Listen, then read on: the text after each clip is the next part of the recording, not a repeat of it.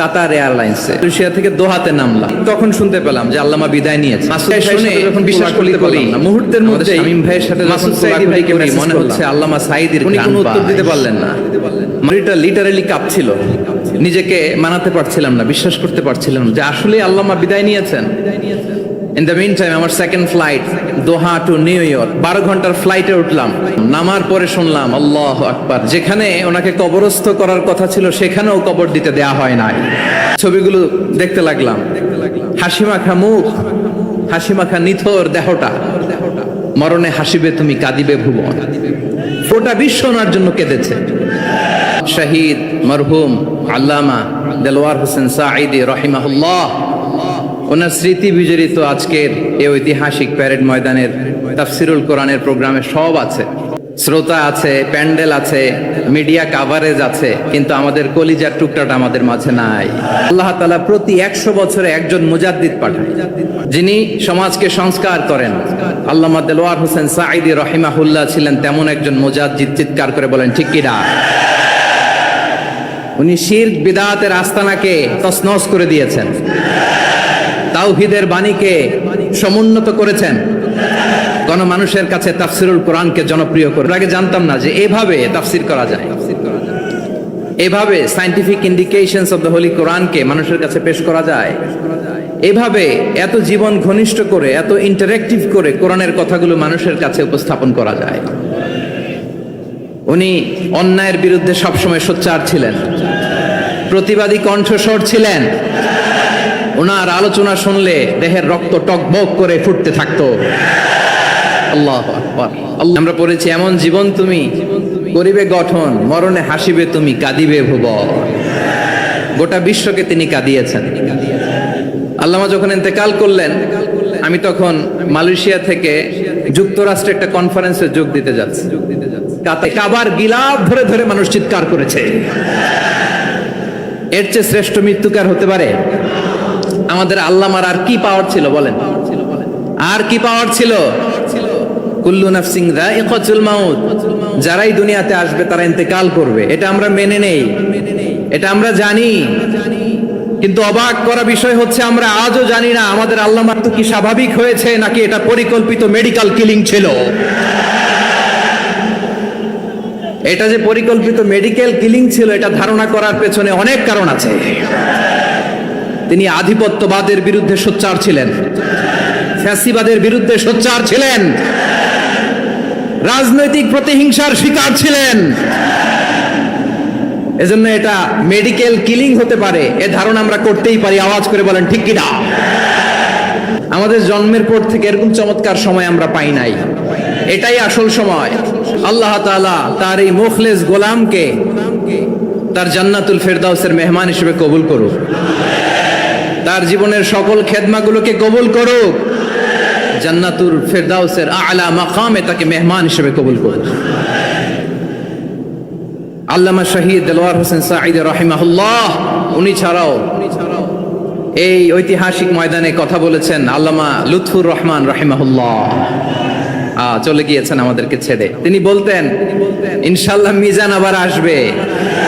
আরো যারা যারা তারকাতুল্য ওলামায়ে কেরাম এই চট্টগ্রামের ময়দানে কথা বলেছেন, আলো ছড়িয়েছেন, আমরা এই লক্ষ লক্ষ তাওহীদি জনতাকে নিয়ে তাদের জন্য দোয়া করছি। আল্লাহ তাআলা ওনাদের জীবনের সকল ভুল ত্রুটি ক্ষমা করে দিয়ে তাদেরকে জান্নাতুল ফেরদাউসের মেহমান বানিয়ে নিন। প্যারেড ময়দানের প্রোগ্রাম থেকে স্মরণ করতে চাই 24-এর ছাত্র নাগরিক অভ্যুত্থানে আমার যে সমস্ত ছাত্র নাগরিক ভাইয়েরা দেহের তাজা রক্ত বিলি দিয়ে নতুন বাংলাদেশ আমাদেরকে উপহার দিয়েছে। বিশেষ করে আপনাদের এই চট্টগ্রামের শহীদ ফাইসাল, শহীদ ওয়াসিম সহ সকল শহীদকে আল্লাহ তাআলা কবুল করুক। আমরা সবাই পড়ি আমিন। প্রিয় ভাইয়েরা, আমি নগণ্য একজন কোরআনের ছাত্র, এত বিশাল মঞ্চে এত বড় প্ল্যাটফর্মে কথা বলা আমার জন্য সাজে না। তারপরও আমাদের মুরব্বীরা আমাদের ডানে বায়ে বসে আছেন, ওনাদের আদেশ ক্রমে, ওনাদের অনুমতি ক্রমে কিছু কথা আজকের এই ঐতিহাসিক প্রোগ্রামে আপনাদের সামনে উপস্থাপন করার চেষ্টা করব। ওমা তাওফীকি ইল্লা বিল্লাহ। এই প্রোগ্রাম যদি আমাদের জীবনকে পরিবর্তন করে, আমাদের চিন্তার ডিএনএ কে চেঞ্জ করে দেয়, তাহলেই চট্টগ্রামের প্যারেড ময়দান সার্থক। আমাদেরকে 3টা বিষয়ে আদেশ করেছেন আর 3টা বিষয়ে বারণ করেছেন, মানে নিষেধ করেছেন। আওয়াজ করে বলুন, আদেশ করেছেন কয়টা, আবার নিষেধও কয়টা? মানবো তো আমরা ইনশাআল্লাহ, বলেন সবাই।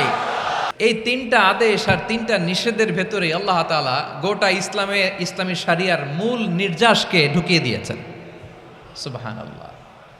এই ছোট্ট একটা আয়াতে নিশ্চয় আল্লাহ তাআলা তোমাদেরকে ন্যায় বিচারের আদেশ দেন, সদাচরণের আদেশ দেন, নিকটাত্মীয়দেরকে দানের আদেশ দেন। আদেশ কয়টা? আওয়াজ করে সবাই বলুন তো কয়টা?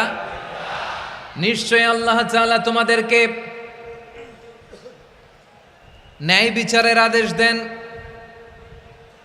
সদাচরণের আদেশ দেন, তিনি তোমাদের নিকটাত্মীয়দেরকে দানের আদেশ দেন, আর তিনি তোমাদেরকে অশ্লীলতা থেকে নিষেধ করেন, মন্দ কাজ থেকে নিষেধ করেন। এই তিনটা আদেশ তিনি দিয়েছেন। আর কোন তিনটা জিনিস থেকে তিনি বারণ করেছেন? অশ্লীলতা, ফাহশা, মুনকার, মানে সব মন্দ আর অসৎ কাজ, এগুলো থেকে তিনি আমাদেরকে বারণ করেন।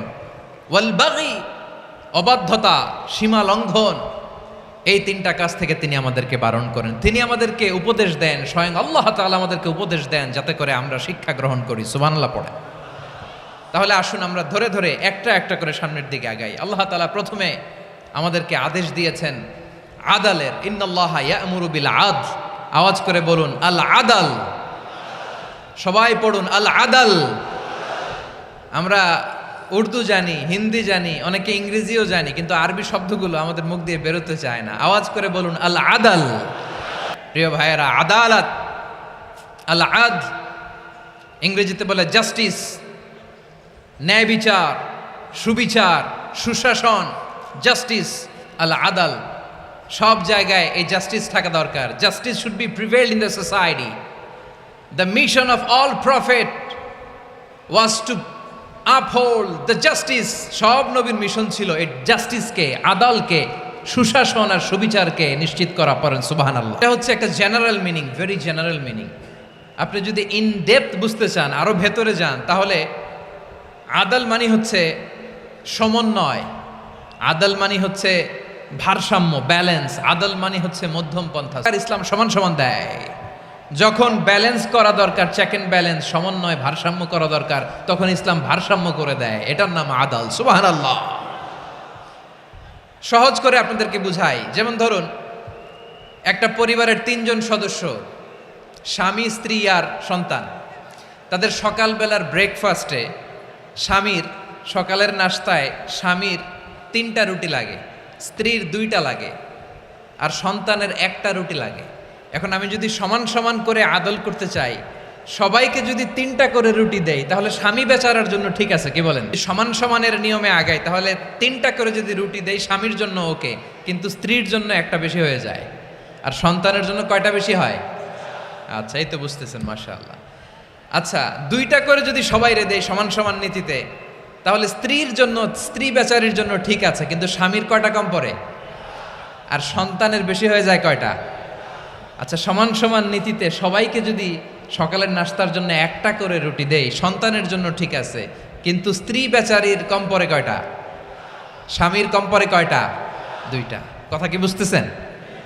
আর আমি যদি স্বামীকে দেই 3টা, স্ত্রীকে দেই 2টা, আর সন্তানকে দেই 1টা, তাহলে কারো অপচয় হবে না। যার যতটুকু দরকার ঠিক ততটুকুই কাজে লাগবে। চিল্লায় বলেন ঠিক কিনা? এটাই হচ্ছে ইসলামের আদাল, যেখানে যার যতটুকু দরকার তাকে সেখানে ঠিক ততটুকু দিয়ে দেওয়ার নামই হচ্ছে আদাল। চিল্লায় পড়েন আল্লাহু আকবার। রব্বুল আলামিন বলেন, ইউসিকুমুল্লাহু ফি আওলাদিকুম লিযযাকারি মিসলু হাযযিল উনসায়াইন। আল্লাহ তোমাদেরকে ওসিয়ত করেন, তোমাদেরকে আদেশ দেন, উত্তরাধিকার সম্পদ যখন বন্টন হবে, ছেলেরা যতটুকু পাবে, মেয়ে পাবে তার অর্ধেক। সুবহানাল্লাহ বলেন। এটা ডবল পাবে। আপাত দৃষ্টিতে মনে হয় এখানে অবিচার হয়েছে, কিন্তু আসলে কি অবিচার হয়েছে? আপনি বিয়ের ক্ষেত্রে যান, ওইখানে আবার ছেলে মোহরানা দেয়, মেয়ে সেখানে মোহরানা পায়। তাহলে চেক এন্ড ব্যালেন্স, ভারসাম্য, ব্যালেন্স, মধ্যম পন্থা এখানে আছে না নাই? এটাই হচ্ছে ইসলামের আদল। আল্লাহ তাআলা এই আদলের আদেশ দিয়েছেন, সুবিচার, ন্যায় বিচার, সুশাসন এবং ভারসাম্যের আদেশ দিয়েছেন। প্রিয় ভাই, আমরা একটা শান্তির সমাজ চাই কি চাই না? আমরা একটা সমৃদ্ধ বাংলাদেশ চাই কি চাই না? আমরা একটা মানবিক বাংলাদেশ চাই কি চাই না? এই আয়াতে আল্লাহ তাআলা একটা মানবিক সমাজের রূপরেখা টেনেছেন। তার প্রথম কথা হচ্ছে ইন্নাল্লাহা ইয়ামুরু বিল আদল। আল্লাহ তাআলা তোমাদেরকে আদলের নির্দেশনা দেয়, সুবিচার সুশাসনের নির্দেশনা দেয়। যে সমাজে আদল থাকে না সেই সমাজে জুলুম মানুষের ঘাড়ে চেপে বসে। আদলের বিপরীত হচ্ছে জুলুম। আদলের বিপরীত কি? জুলুম বা জাওর, অত্যাচার, অবিচার, বৈষম্য। এই যে বৈষম্য বিরোধী ছাত্র আন্দোলন, জুলুম মানে হচ্ছে বৈষম্য। বৈষম্যের স্থান ইসলামে নাই, অবিচারের স্থান ইসলামে নাই, জুলুমের স্থান ইসলামে নাই।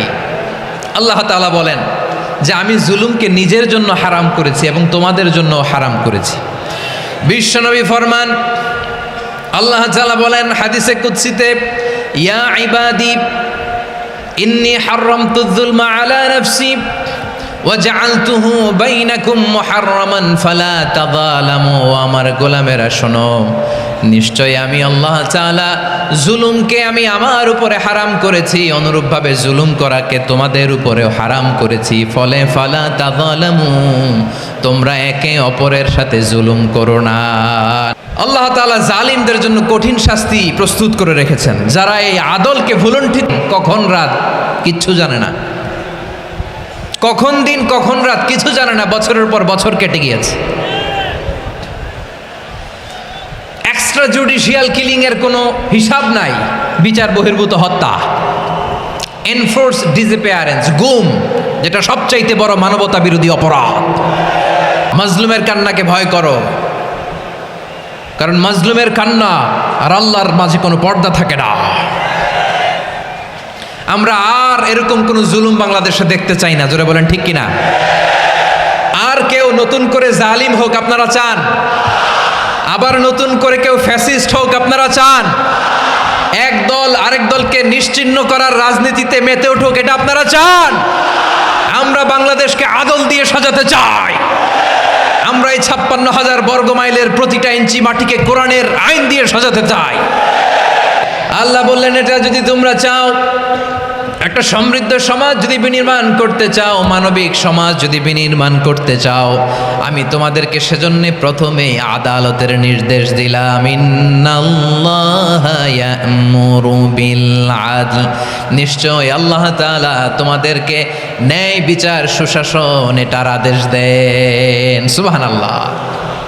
আদাল, ন্যায় বিচারের আদেশ আল্লাহ তাআলা কোরআনের বিভিন্ন আয়াতে দিয়েছেন। আল্লাহ তাআলা বলছেন, ইন্নাল্লাহা ইয়া'মুরুকুম আন তুআদ্দুল আমানাতি ইলা আহলিহা ওয়া ইযা হাকামতুম বাইনান নাসি আন তাহকুমু বিল আদল ইন্নাল্লাহা নি'ম্মা ইয়া'iযুকুম বিহি ইন্নাল্লাহা কানা সামিআন বাসীরা। আল্লাহ আদেশ দিচ্ছেন, যে ব্যক্তি আমানতের হকদার তার হাতে তোমরা আমানত পৌঁছে দাও। আর যখন তোমরা বিচার কার্য করবে, বিচার ফয়সালা করবে, আদালতের সাথে করো। সুবহানাল্লাহ বলে। যারা জাজ হবে, বিচারক হবে, তাদের যদি বাদী বিবাদীর কারোর সাথে শত্রুতা থাকে, কারোর সাথে যদি কোনো ধরনের রেষারেষি থাকে, আল্লাহ বলেন বিচার কার্য করতে যে ওই শত্রুতা রেষারেষির কারণে আদালতের বাইরে যে অবিচার করে বিচার করো না। খবরদার কোনো জাতির প্রতি, কোনো গোষ্ঠীর প্রতি, কোনো গোত্রের প্রতি আক্রোশ যেন তোমাদেরকে ন্যায় বিচার থেকে দূরে সরিয়ে না দেয়। বরং আমি আল্লাহর আদেশ হলো ই'দিলু, তোমরা আদল করো, ন্যায় বিচার করো, সুবিচার করো, সুশাসন প্রতিষ্ঠা করো। কোরআনের বিভিন্ন আয়াতে আল্লাহ তাআলা স্পেসিফিকলি ধরে ধরে বিচার করার সময় আমরা যেন আদল করি সেটা বলেছেন।